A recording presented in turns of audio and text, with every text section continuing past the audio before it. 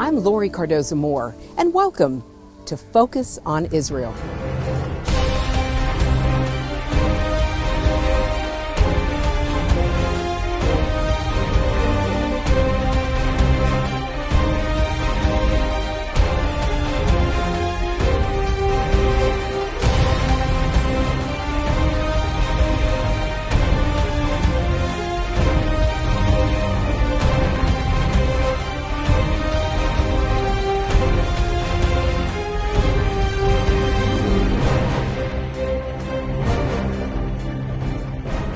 Hello, and thank you for tuning in to Focus on Israel.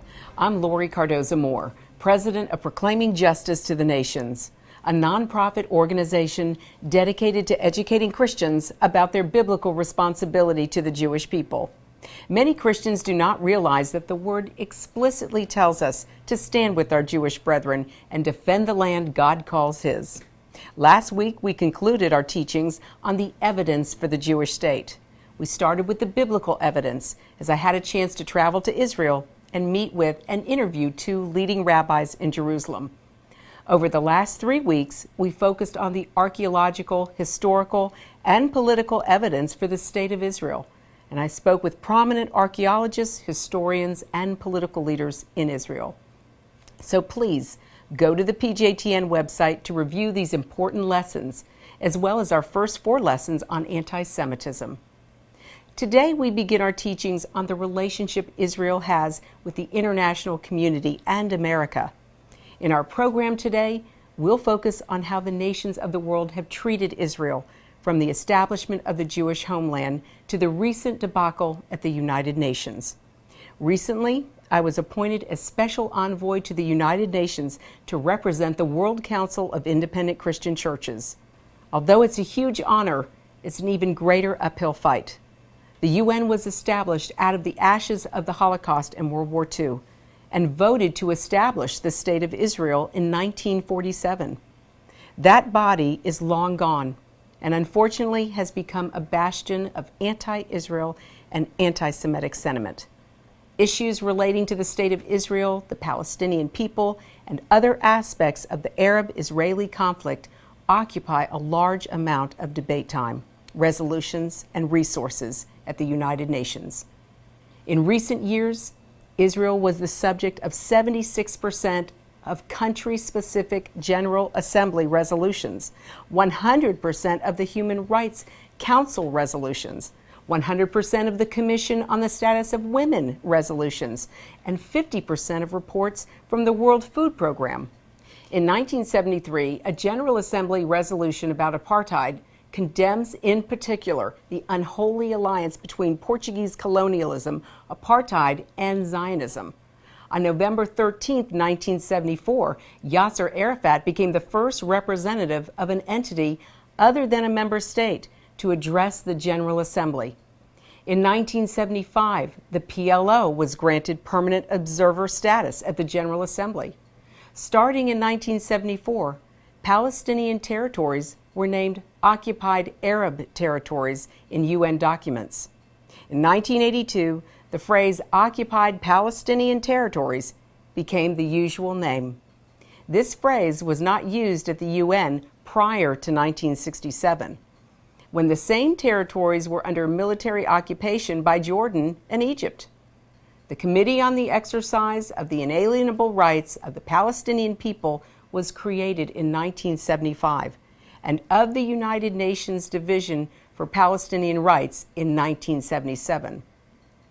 Also in 1977, the International Day of Solidarity with the Palestinian People was first celebrated on November 29th, the anniversary of Resolution 181. The 1975 Resolution 3379 determined that Zionism is a form of racism and racial discrimination.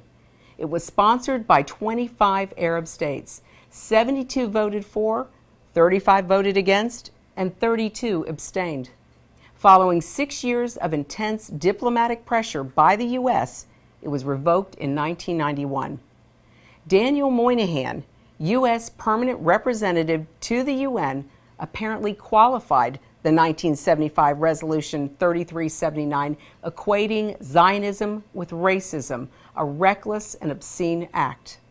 Israeli Ambassador Chaim Herzog told his fellow delegates this resolution was based on hatred, falsehood, and arrogance. Hitler would have felt at home listening to the UN debate on the measure. These decisions passed with the support of the Organization of the Islamic Conference countries, invariably criticize Israel for its treatment of Palestinians.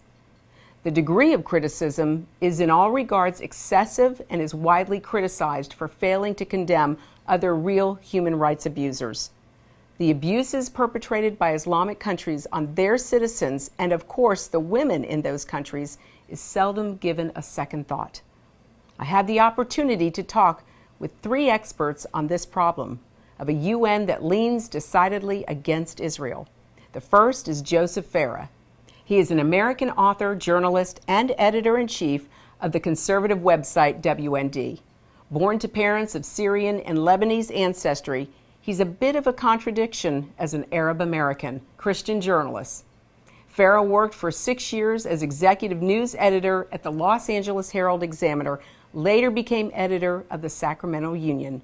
In 1991, Farah left the Union and co-founded the Western Journalism Center, and in 1996, he received the Washington Times Foundation National Service Award. Next, you'll hear from Dr. Ari Eldad, a member of the Knesset, which is the legislative body for Israel. And finally, you'll hear from Shai Ben Tekoa, a historian and Torah scholar. All 3 gave me great insight into why Israel continually faces extreme criticism and downright hatred from the United Nations. Israel is in a unique struggle because part of the justification for rebirthing Israel in 1948 clearly rests on the Bible and the history of the Bible, the historicity of the Bible. Well, many people obviously don't accept that in the world. In 1947, when the United Nations voted on creating the new state of Israel, it was a close vote. It was basically 1 vote majority. And as far as I know, this has never happened at any other time in the world, that a nation has been created by a UN vote, by a popular vote of other nations in the world.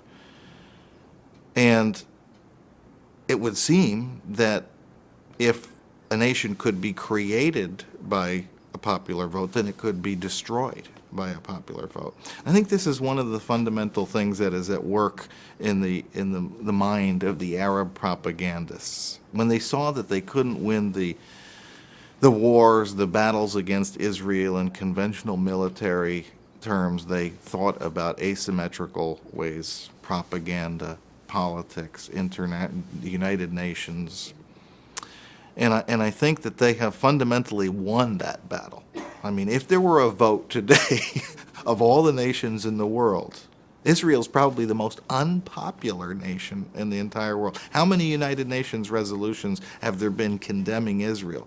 As I understand it, I believe there are more resolutions condemning Israel than all other resolutions combined since 1948. So they have won that battle.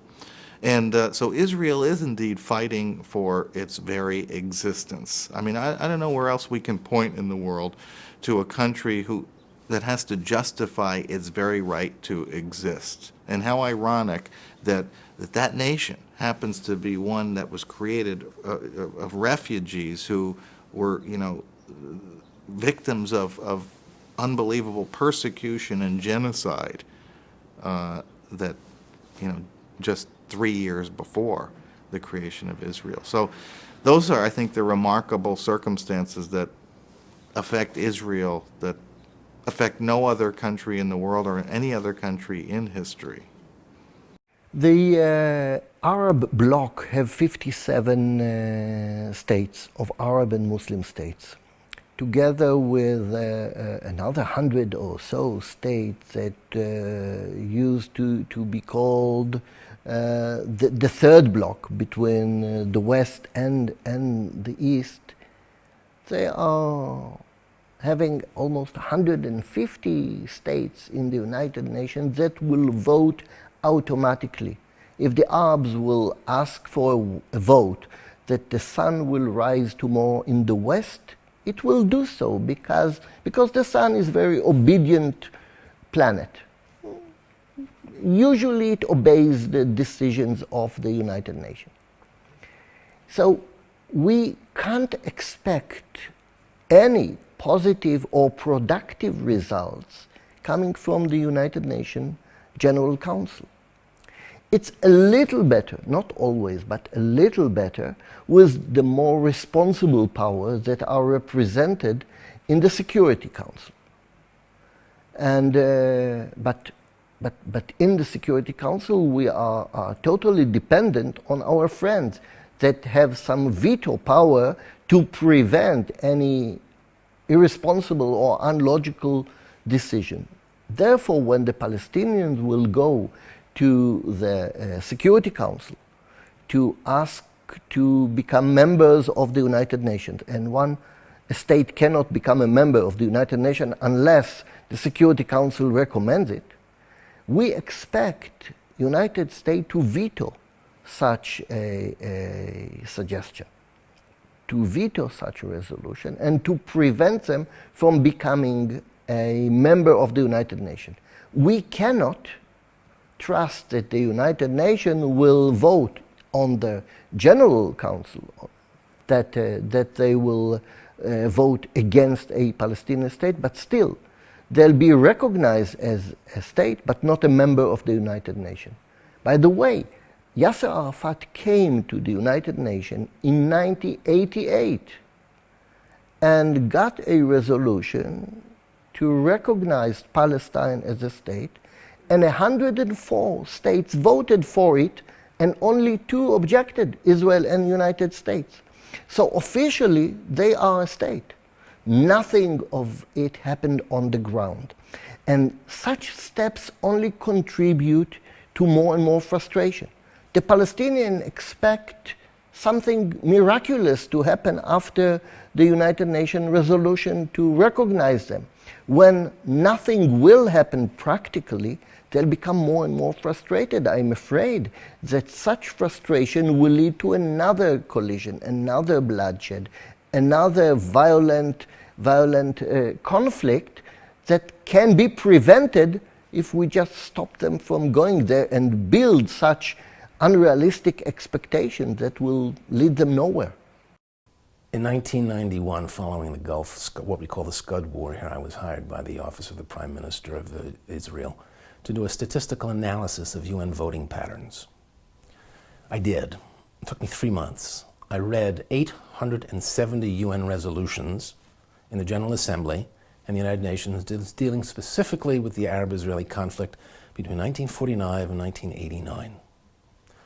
This is a third of the work of the UN. The UN spends about a third of its time fighting for a state for the putatively Paleolithic Palestinians. This is what they do. This is how they spend their time. This is their budget. They pass these resolutions constantly.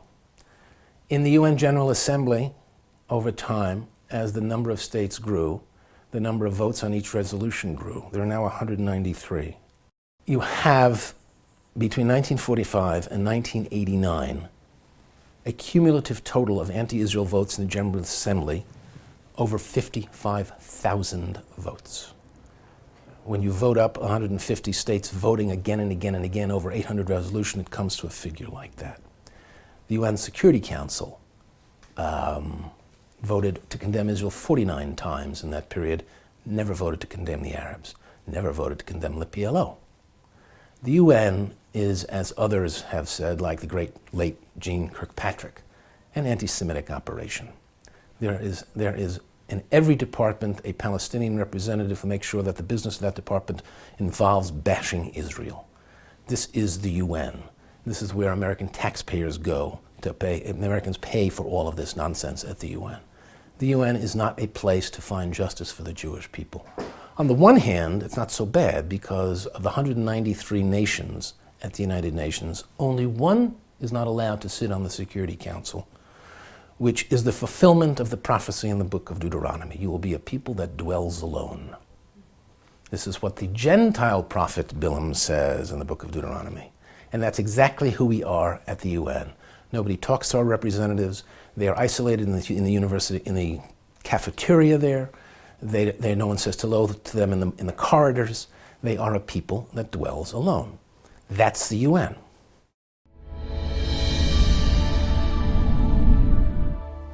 One of the key things that Mr. Farah brought forward is that the Arab world believes that if a country can be voted into existence, then it can as well be voted out of existence. What we see in the UN is a series of votes that are an attempt to slowly strip away the rights and the legitimacy of the Jewish state. Abu Mazen and the PA leadership's current campaign to get international recognition for Palestinian statehood amounts to shirking the obligations undertaken with the 1993 Oslo Accords. While a similar campaign was tried by Arafat in 1988 and abandoned, Abu Mazen believes that this effort would, at the minimum, extract additional concessions from Israel without the PA having to reciprocate. The Palestinian strategy to gain international recognition of a Palestinian state is gaining ground in many places outside of the Arab world. Indeed, the Palestinian side has achieved success in Latin America, with Brazil, Argentina, and Bolivia officially recognizing an independent state of Palestine, and Uruguay, Ecuador, and Paraguay expected to officially recognize the state of Palestine. And it now appears that the 27 incorporated states of the European Union are ready to follow the Latin American states in recognizing a Palestinian state along the 1967 borders, with France and Norway in the lead. And here in the U.S., you've seen what has been called the Flea Party, or as the lamestream media calls them, the Occupy Wall Street protesters. But I'll bet you'll never see on the news what you're about to witness: rampant anti-Semitism on our own streets.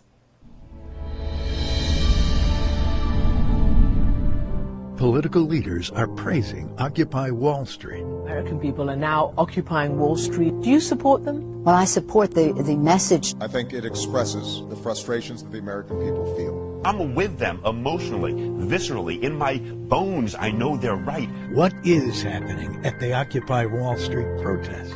Jews control Wall Street! You're a bomb, Jew.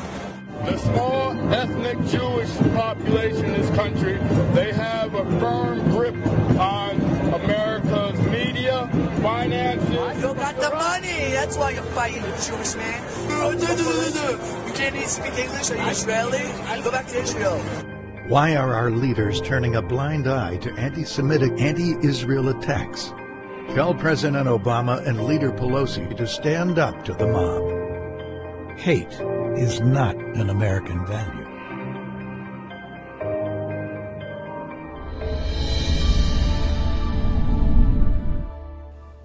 The greatest threat today by far to Israel is the Islamic nation of Iran. Ahmadinejad's rantings against Israel and the Jewish people have only been paralleled by Hitler himself. Israeli Prime Minister Benjamin Netanyahu warns that time is short before Iran obtains nuclear weapons and poses a direct threat to Israel and the rest of the world. Iran poses certainly a great danger to Israel, but it represents an enormous danger to the Middle East and to the world, Netanyahu said during a recent visit to New York to speak at the United Nations. This is the premier sponsor of terrorists. I've spoken about this issue with all world leaders, and I think that it's important that everyone understands that Iran with nuclear weapons is a danger to us all. Pointing to steps Iran has already taken against Israel, Netanyahu said, "We vacated Gaza, and Iran essentially walked in with its Hamas proxy, and they're packing a lot of missiles. We walked out of Lebanon, and Iran walked in with its Hezbollah proxy, and they fired thousands of rockets into the north of Israel. We know that the Bible tells us that the nations of the world will unite against Israel in the end times." Joel chapter 3, verses 1 through 2 reads, "For behold, in those days and at that time, when I bring back the captives of Judah and Jerusalem, I will also gather all nations and bring them down to the valley of Jehoshaphat, and I will enter into judgment with them there on account of my people, my heritage Israel, whom they have scattered among the nations. They have also divided up my land. As the leaders of the nations mobilize against the nation of Israel, there are people around the world who are standing with the apple of God's eye. The video you're about to watch was shot in Papua New Guinea. It was to counter the call from Pastor Rick Warren, Reverend Robert Schuller, and Pastor Bill Hybels to invite Muslims into the pulpits of churches around the world to celebrate the common values of Christianity and Islam. Pastor Mark Biltz of El Shaddai Ministries in Tacoma, Washington, called on Christians to say the Shema during church services the weekend of August 13th through the 15th. This is the same weekend that Jews around the world read the Torah portion that recites the Shema in their synagogues. Here is one tribal people in New Guinea who answered the call.